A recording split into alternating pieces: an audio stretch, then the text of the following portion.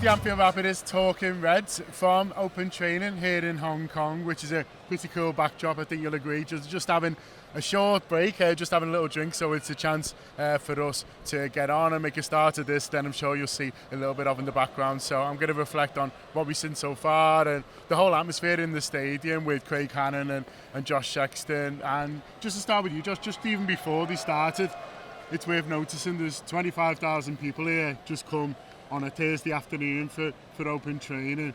You did a vote on what song to play before the team come on. Obviously, You'll Never Walk Alone won, and I could see people crying, just from the feeling of 25,000 of them singing You'll Never Walk Alone in the stadium. Maybe some people never thought that they'd get that, but it is just quite something even before they started. Absolutely, yeah. Neil, one of the things he always says, you can hear the noise around me now. One of the things that Neil always says on our shows is always someone's first time, isn't it? And one of the beautiful things about these pre-season tours is it's probably quite a lot of people's first time. They're seeing these players live for the first time, certainly seeing the new signings just like we are for the first time. There's so much to be excited about coming into this, and you can see that even when we were just walking around before the game, we're not the players, and there's people cheering when you've got the camera phones up and stuff, because they're so not used to being a part of these experiences, so not used to having Liverpool in their hometown. We're so lucky back home that we're only a stone's throw away from Anfield, really. We get to see the champions on a fortnightly basis at the very least. For these guys, this is probably once every couple of years, and maybe even once in a lifetime. So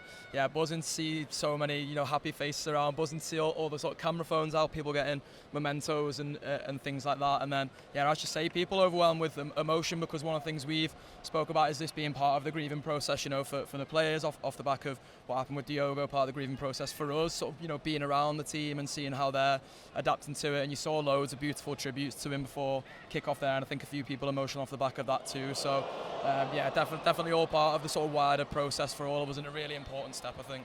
Yeah, a lot of people here with the Diogo Jota shirts and banners, but listen, the shirts and banners for every player. You look around sort of behind us, and people have got shirts for so many different players that they may be hoping to get signed, or they just want to show appreciation. It's one of those lovely things that all the players are here, and that hardly ever happens, really. There's often international tournaments, be it a World Cup or the Euros or the Copa America, so everyone's here. You can tell they're enjoying each other's company. There's new star players are here. Apparently Ekitike's just arrived at the team hotel, so he's not here, but he should be around on Saturday, if not playing, then watching. And so they've got everything, these fans, haven't they? They've got all the existing stars, they've got the new ones like Verts and Frimpong, and they're certainly making the most of it. Yeah, look, it's we as we Josh, said, you we're what's going on? Yeah. Are you taking it turns? Yeah, we're going to be doing that a lot. So we've got this one talk, one watch.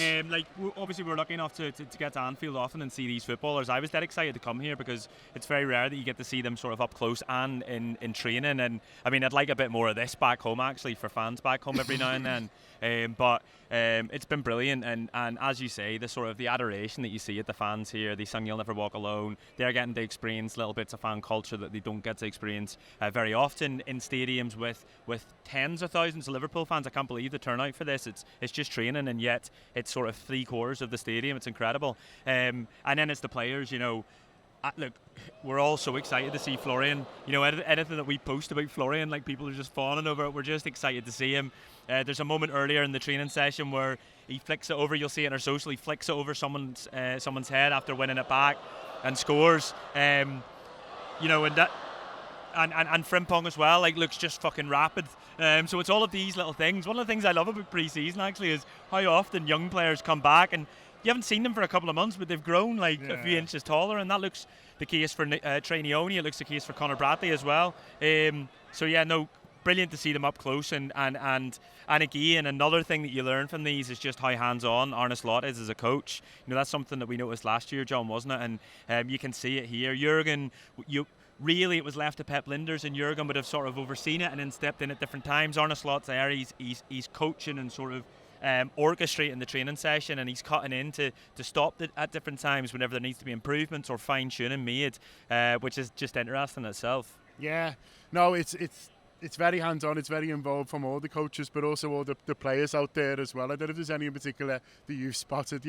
Craig mentioned Frimpong before. There was once where he let it go through his legs and tried to spin, but it was on Virgil van Dijk, and Virgil was just like, nah. But then they were having a bit of a joke after. Luckily for Frimpong, he doesn't have to worry about that next season. But I thought, fair play, straight in. I'll just spin Virgil, see what happens. And what happens is Virgil just clambers over him like the giant that he is, and sort of gets the ball. But they were sort of laughing about it, and I thought, fair play. But you see, you know, the new players look confident and they look like they want to impress and get involved. And you fancy that sort of raising the bar a little bit as well, because there's plenty of lads out there who aren't going to give their shirts up lightly either. Yeah, absolutely, and I think you see it from you know the players who've been here for a little while as well. They're the ones who feel like the standard bearers. You see Andy Robertson and Virgil van Dijk talking constantly throughout all these things. You can sort of forget a little bit. Class finish in the background from Gakpo. Sorry guys, Cody's review, yeah. Gakpo's going to be one of the ones that I mentioned. Like a couple of these finishes there have been brilliant. But like, Cody scores at Hong Kong. Exactly, and like, do you know what? There's some of these footballers who have been at Liverpool for a little while. We probably take their technique for granted, and I was sort of half joking about it in the cab over, wasn't I? About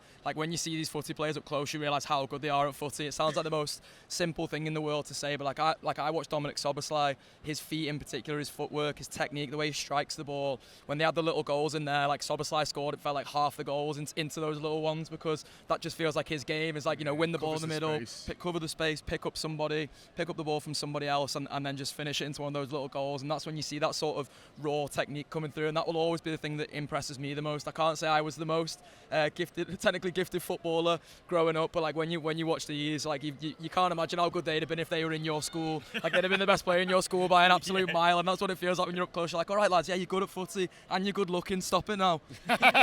Oh, I will. The camaraderie between them is really nice to see, Craig. We've seen little bits of it from the team hotel in terms of what the club are putting out, but out here, and you know, there's a lot of talk about Luis Diaz at the moment, and I thought, I wonder what he's going to be like. First thing I saw, he was riding Salah's back. I saw that, yeah, I was gonna mention that. And I was like, oh, we don't see, they see more, right?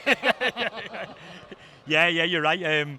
There's been a bit of Curtis Jones and Florian together, hasn't there? We've seen that at different times. But that's part of the settling process. Like, these footballers want the best for Liverpool. They want to win as much as they can for Liverpool, and they want the new signings, particularly the most expensive ones and the biggest assets, and the ones that are going to hopefully add that 5%, 10% to win another Premier League and to win more potentially. You know, they want to help these players sell, and so it seems like that's the case. I like the. I've liked sort of seeing Frimpong and Wirtz together as well, because obviously that'll really sort of help accelerate that, because you can see instantly Frimpong's a massive personality, and both in social media and just watching them all together. And he's obviously got Gakpo and Van Dijk and Gravenberch, who you already knows. That's a big chunk of the team, so that'll help the two of them, I think. But yeah, it looks like a happy camp, doesn't it? And you know, obviously, given the circumstances of recent, I was coming into this a little bit worried about how soon it would be. I think Preston was really good for sort of everyone, and it looks like it's business as usual, because you know, there's a season that starts in 2.5-3 weeks, and there's another league title to be won. What I will say is, even though Frimpong has been a bit of a glue guy so far, if Mo Salah's picking these teams, he keeps putting Wirtz on his. If you've seen from the picture yesterday, like the winning team in training, it's a team stacked with all our top superstars. It's as well. It seems Liam Fasting used to pick Jericho. Honestly, it is a little bit like Same that. again today. Yeah. One thing, it's nice to see Joe Gomez, you know, to get a full pre-season here and looks so sharp fit. as Yeah, well. he does.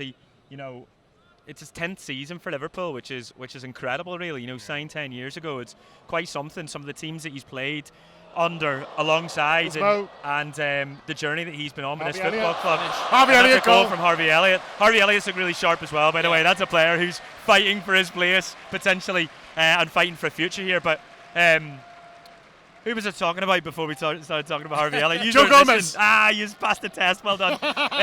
You know, but to have Joe Gomez to get a full pre-season under his belt would be brilliant for him, because you know, it's easy to sort of forget him because he's not there towards the end of the season. I know he comes back, but he doesn't really feel like a massive part of winning number 20. And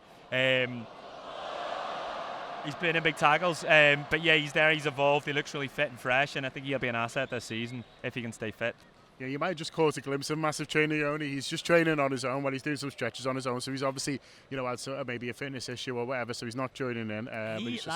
Last summer when we had like a brief chat with him, didn't we? We didn't even put it out. We didn't put it out. It was like you just felt so young because he was so young, and I just sort of 16. grabbed him, and then like he was so shy, and then he looks like he was my height. He was my height, and now he's emphatically double not. now. He might be. Yeah, he's emphatically not. He's grown. That's the thing that impressed me the most, like how trim they all look coming into it. Like, I don't know if that's a thing in terms of the regiments to do over summer. I mean, they were basically on the ale for the last month of the season. And speaking as a man who was also on the ale for the last month of the season, I have not come into pre-season looking trim. Yeah, I mean, he'd warmed up for various aspects of tour. I think it is fair to say, but not necessarily the playing and the heat and all that. My own individual stretching programme currently. Yeah, I haven't seen Alexis McAllister out there. There's been a little bit of talk about we're not seeing him on the pitches. I'm not seeing him out there. He is here. I've seen him in Hong Kong, so he is sort of out. So you fancy he's sort of quite close, but he isn't out there as far as I can see at the moment. Injury from the end of the season? Remember, there was quite possibly. But the fact that he's here suggests that, because if it was a serious one, they just keep him at home. So maybe they're thinking that he can get involved in Japan. But hey, if he's in the mix zone, I'll try and ask him. Off the line from Endo. And Salah together off the line by Endo. It looks like Ben Doak's just on the Salah's sideline. leaving it. Salah's fighting for it.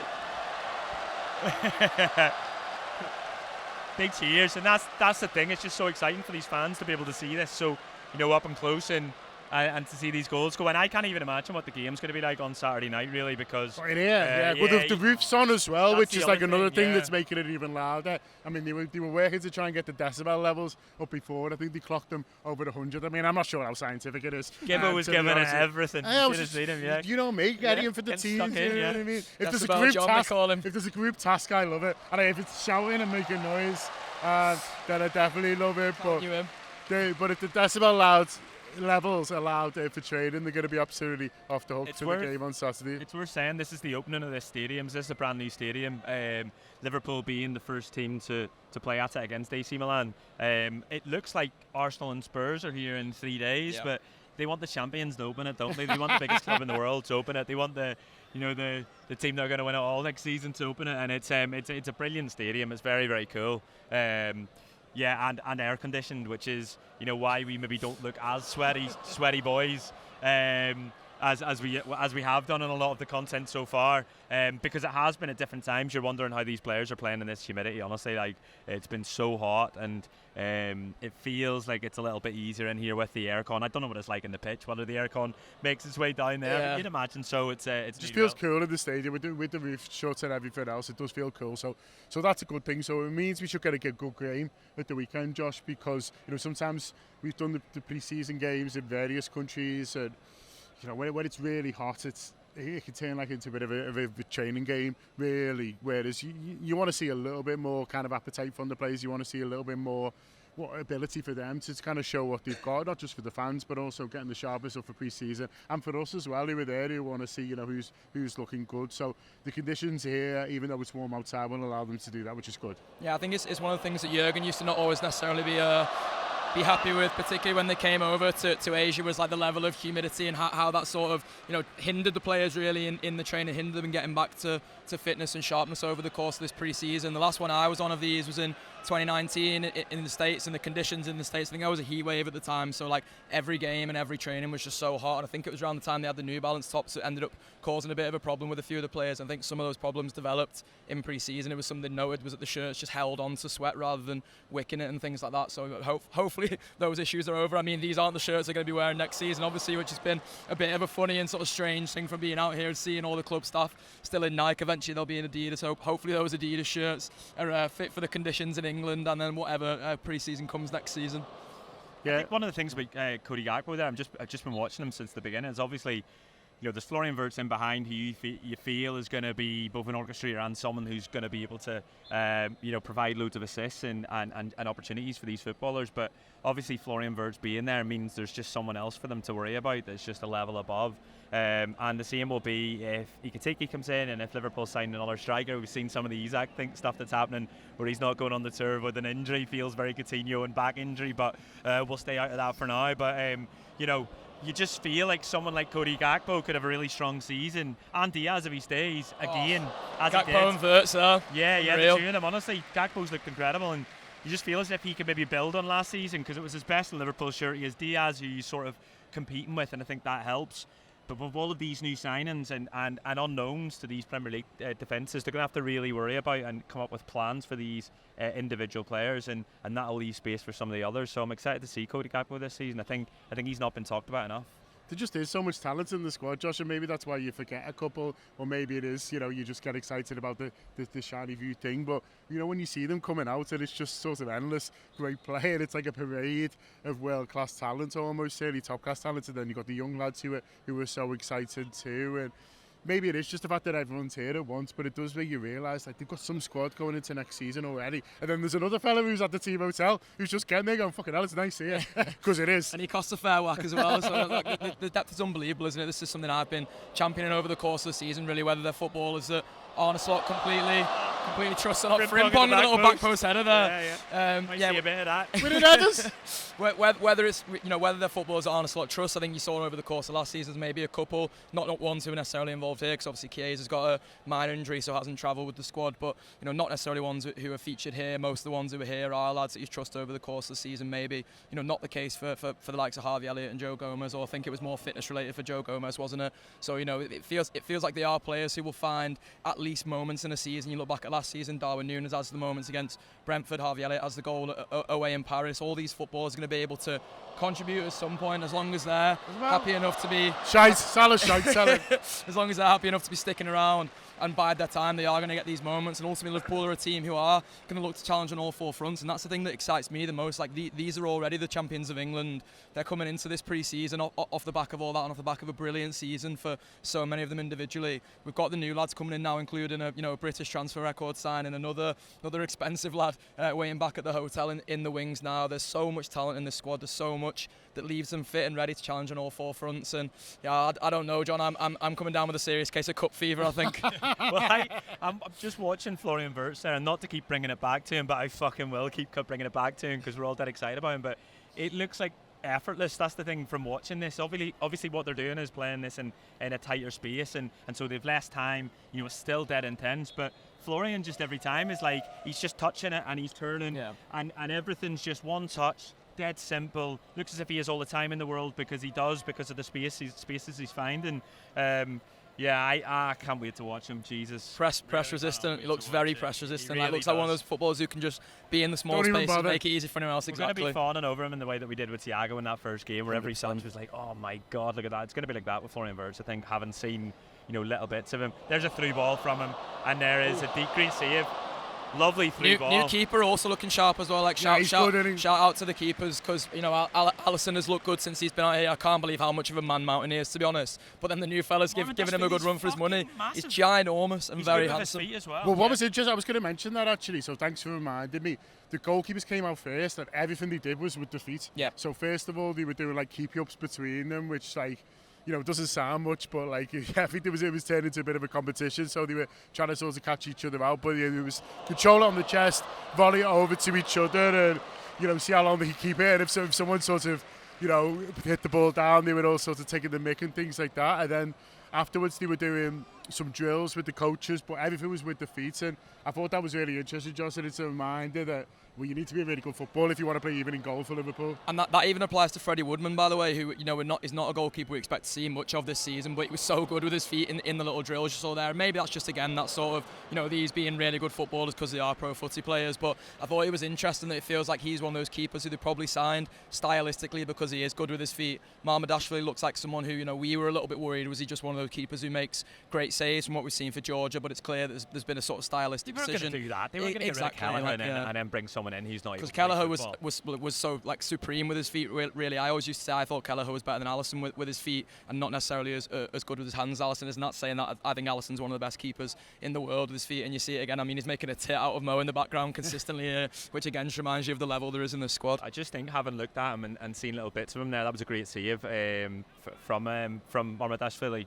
You're looking at someone there that, if Alisson's unavailable like he has been at different times, or whether it's that he's going to get a lot of games in the Cups, because you imagine that's going to be the case, not just the League Cup, by the way. I think we might see a bit of him in the Champions League, but it might be one of those where opposition teams look and go, we're not going to face Alisson today. We saw what he was like last season, you think of that PSG game, but then he comes in and he looks like he's every inch going to be up there in terms of what he's able to do in goal for Liverpool, and that'll be demoralising. Do you know what I mean? Yeah. It'll be demoralising. So, his strength all over. And even someone like Freddie Woodman coming in, look, we're not going to see him play for Liverpool. You really hope, or else something's gone really, really badly wrong. But he's going to play his part in these sessions. You can sort of see that. Easy save from Alisson Becker there. And, you know, Craig mentions the cup games there, the Mamardashvili's likely to come in for, but we know in the past that Alisson does pick up these injuries, and there might be a run of 4 or 5 league games where he has to play so far, and the level he's at, he looks quite capable of doing so, and that's not to talk down the ones he's replaced, because listen, the season we won the title. I think Adrian plays about 8 league games in a row. Obviously Kelleher's done those big runs as well and done well, but I think if you've got a keeper who's world class but can miss chunks with eye injuries and stuff like that, you want the guy who's going to come in to not worry you at all. And it's very, very early days, but he looks like he's that kind of guy. Yeah, I love the way Liverpool have dealt with the keepers, because you only have to look around at what rival clubs have done with their keepers to see sort of, you know, some of the sort of moral situations that they've morale situations I should say that they've created in the squad. You think about Aaron Ramsdale and David Raya when Arsenal signed David Raya, and there was a sort of question, and Arteta I think came out in the media and was like, I've signed 2 equally good goalkeepers because I want them to be equally as good as each other. I think Liverpool, the way the succession planned in terms of, you know, using Kelleher to his max potential while he still retains some value. I know people weren't quite happy with the final fee in the end, but he's a keeper with 2 years left on his deal who's been at Liverpool for so long and is kicking on towards sort of 25, 26 into his peak years now. We squeezed as much as we could possibly out of Quavian Kelleher, and he was such a great servant for Liverpool over those years. Alisson Becker coming into the twilight of his career now, and we go and sign a young keeper in Mamardashvili. So it feels like the succession planning in terms of what they've done with the goalkeepers has been brilliant, really, and it speaks again to just the brilliant transfer business that Liverpool have done over the past few seasons. Again, that sometimes means there are quieter windows, but I think that equally is a bit of a team morale decision they make sometimes, or at least you know, we don't think our plan A option is there available in the market, so we're going to wait on for them and we're going to be opportunistic in that sense. But I mean, you've seen the way Liverpool have been opportunistic this summer. It doesn't mean the chequebook can't come out. It means that if the players they want are there and they're at a value that Liverpool see as fit, as you've seen so much of this season, then Liverpool are absolutely going to go and make that move, and they've made quite a few of them this summer, which is very exciting. There's just another little break now while they have some water. People are getting excited. People appearing on screen. We'll call it there. We want to watch a little bit more, so I think hopefully that's enough. Hopefully we've shown you a little bit of what's going on about training. Hopefully everything you can't see, we've described the rest pretty well. But thanks a lot, obviously, to everyone for inviting us down to witness this, for Ash for filming, for Josh and for Craig. That has been our Talking Reds from the Hong Kong Stadium. Hope you've enjoyed. Back here Saturday.